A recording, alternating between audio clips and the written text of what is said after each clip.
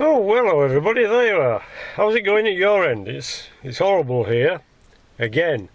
Right, 10 weeks in with the new Discovery 2, well, new to me. And what have we done? What do we need to do? And what have we spent so far? Okay, we'll start with the water. We've cured the water coming in. Okay, so that was at the bulkhead underneath the bonnet. I was going to show you, but it's wet through. I can't take the camera outside. It was coming in there on this side, so we've got some gunk in it. That's cured that. Put the mats back down, got the carpet dry. It was also coming in here and here and dripping down there. Right, I've stopped that off by sealing the sunroofs, the roof bars and the top of the windscreen, obviously on the outside, and I also sealed the skylights at the back. Now they've been sealed before and the sealant was wet underneath. It was getting old and claggy and it was coming out and it was wet underneath, so there must have been a problem there in the past, so that's done. So water coming in, it's going okay at the moment. We haven't got any apart from what's on me. Yeah, just a minute. Alright, okay. So clear the water. The auto gearbox cooling issues. It's been okay since, but then again the ambient air temperature has been 10 degrees lower, so it's going to be cooler. However, next Saturday we're going out to Ripon again and to feed us rallies in Halifax, so that'll be a good run for that. We've cleaned the crap out of the condenser and the main radiator, which was causing some airflow restrictions. Replaced the fan, the original fan, which is completely seized. It's not an original one, but it'll do for now. It's not working yet. I don't know if it comes in when the condenser needs it. On some aircon systems, the fan starts straight away. Anyway, so I'll come back to that. Don't really need the aircon at the moment. So we've got a new fan. We've got a new intercooler. That was, I think, 35, 25, 60, 40 quid for the sensor on the auto cooler, so we're up to about 100 quid. So we're hoping that's sorted. There's been no more leaks.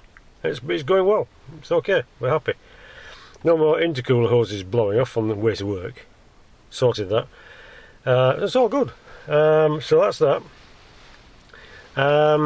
Seats, if you remember, they looked like that. The passenger seat now looks like that, and it's courtesy of that. Yeah, £14 and you get 50 millilitres I think, and it's from the Furniture Clinic. You got it off eBay. It's just beige, just a generic beige. I only did the middle bit. I don't know about you, but that looks a bloody sight better to me. I also did the back one. There. It's under my hat. Yes, it's a 6-seater in the front at the moment. Ignore that. But that's a blooming big improvement. Also, yeah, that's to be done. Touch-up colour from Halfords in Guiseley. So yeah, I had to do the touch-up bits because it was bugging me, and it looks great. It's a good colour. You give them the code and off it goes. £11. So what's that, about 120 so far? That's pretty good because it's the amount I spent last time. Right, so I'll wash the carpet in the back. That was a fail. I was hoping to get another one, but scrapyards don't keep them. And there was a chap was breaking one of the similar colour, but he's not been in touch since, so I think he's struggling. It looks a pants job, so I tried washing mine. It's pretty yuck. I don't know, goodness knows what that coloured stuff is. It's just horrible. It's just going to have to stay, so I've put a mat back on top of it. I'm going to fix the other seat if it ever stops raining, and then just leave it as it is and just go with it. So I've got the seats to look better. Yeah, there's still that, but it's okay. I've got some more door cards. Yeah, I'm sorry, it had to be done. They were set on eBay, and it's far better than that. So I'm not going to count that yet because I haven't fitted it. Right, so that's what we've done so far. Oh, I nearly forgot. Yeah, the new shiny console. Shiny. New gaiters, they were £14, so there's another £14 to add on. Well, that's a vast improvement. I like that. Stuff I can see I need to fix because it bugs me. Right, so that's what we've done so far. Alright. Stuff still to do is injector harness. Every time I've taken the red plug off, it's been quite manky, so that's not good. That's moving up the priority list. Injector harness. Followed by the door locks. This one doesn't work, neither does the other side rear. So I need some new solenoids. In fact, I've got two already, I've got some ordered. It's just a question of taking it all to bits and having enough time. I'm working until the 5 to midnight on the 24th. Thank you, Scrooge McWork. So that doesn't leave a lot to do. Right, so I've got this solenoid to do. Wiper motor. That's increasing. That's moving up the priority list. It's increasingly bugging me. There's the once over wipe goes at twice the speed, so it's slamming about. There's no intermittent. It works on ordinary and it works on double speed. The back one comes on as and when it should. So we're just going to change this new motor. Put a new motor in. I think we'll get one from somewhere. I've priced one up somewhere, about 50 odd quid for a new one. Go with it. That's the windscreen motor. There's no doubt there's something else.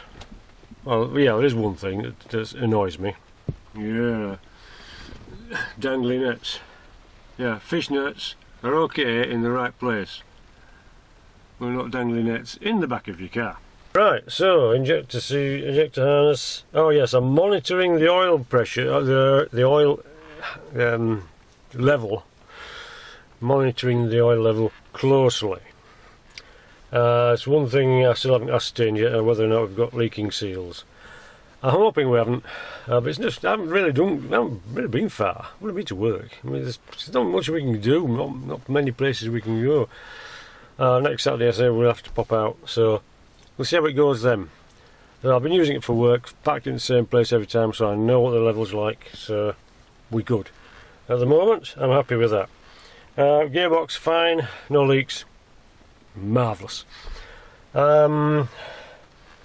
Right, okay, there's still some rusty spots on the roof and in the gutters I need to look at. Well, if it ever stops raining. If ever you needed confirmation that the climate is changing, then this is it. It should be freezing now, and it's not. It's 5 degrees and it's siling down. It's pants, you can't get out dumb. So I'm working up till 24th, like I say, and then we take 10 days off, I think. Or is it 10 minutes? I'm not sure. Anyway, so Land Rover, that's good. We're okay, we know where we are. Fleet news, Old Stinky is going in for his injector seals doing Wednesday. I'm assuming it's the seals because there's a chuffing sound when the engine's running. There's loads of smoke coming out from under the airbox. I mean, it's just foul. It's getting inside the car. It's dangerous. We just can't wait any longer. I'm going to do it in Christmas holes, but that's nearly 3 weeks away. We can't wait that long. So we found that job out. He's going to change the injector seals. There's a plastic one halfway up and the copper one at the bottom. He's going to do that. Also change the rocker cover.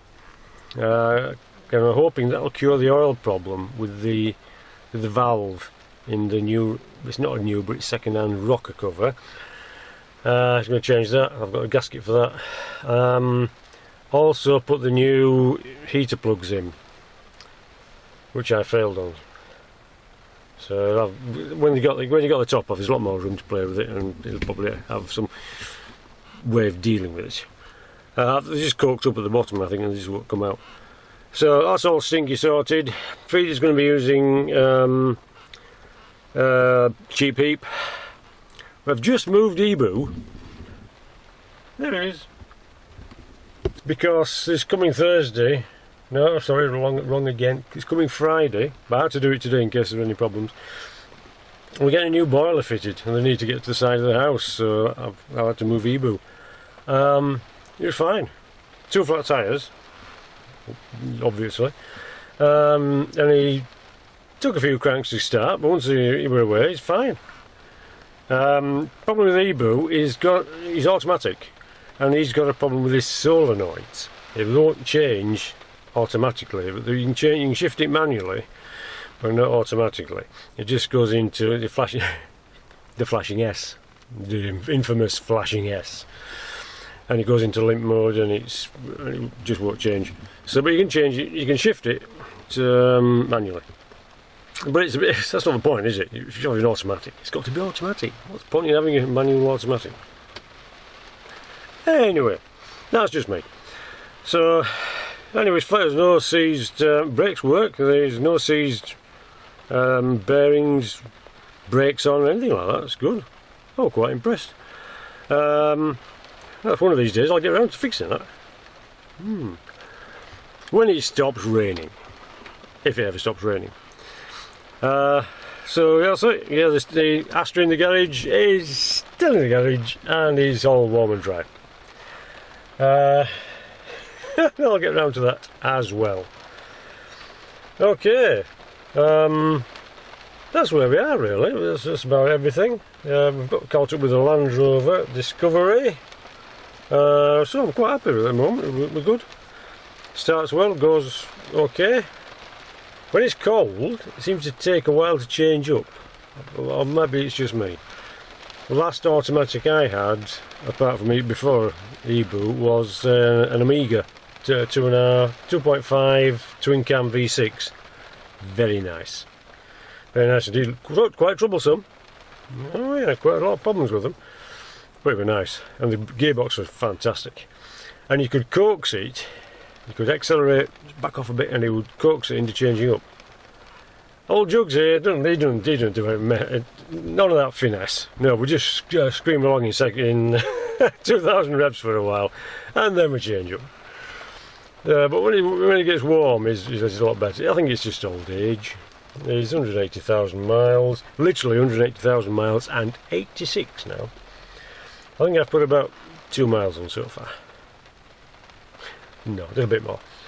4 miles. Okay, so that's where we are.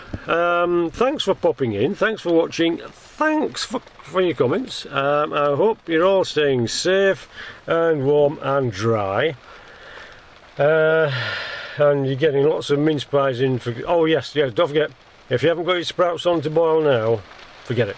They're not going to be ready. You've got to put them on in October. If you haven't done it now, no, do without. But don't get I hate parsnips. Parsnips, if they're cooked in a certain way, they look like chips. I had a traumatic experience a long while ago with parsnips pretending to be chips, and I've never got over it. So that's just me again. So parsnips are out. Sprouts looks like they're out as well, if they're not already on to boil. If you've got them on to boil, you're okay. If not, well, that's it, it's all over. Anyway, we'll see you soon. So that's where we are. We're through. It's awful. And so stay dry, stay safe, don't get lost or squashed, and we'll see you in a bit.